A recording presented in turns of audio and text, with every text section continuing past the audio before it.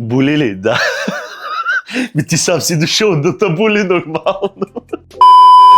Мит или не? Татуирането боли ли? Зависи от прага на болка на човек и коя зона татуираме. Ако татуираме зона, в която имаме повече мускул, следователно няма да ни боли толкова, и ако имаме зона, в която нямаме толкова много мускул, а главно кокъл, ще ни боли повече. От опита ми до момента смея да твърдя, че ако не почти всички клиенти, които са ми дошли за първа татуировка, са казали, че в тяхната представа боли доста повече, отколкото действителност. Болката определено е поносима и временна и не си представяйте, че 3 часа ви дера без да спираме. Естествено, правим почивки. В татуирането почти не съществува натиск. Естествено, ако човека, който татуира, знае какво прави, всичко се работи в дълбочина и прецизност. Натиск няма, което е от изключително значение и за вашия праг на болка. Съществуват обезболяващите кремове. Определено, ако сте човек, който се притеснява, че ще го боли или няма да издържи на болката, съществуват такива опции, в които усещането е минимално. Процесът е една идея по-плавен.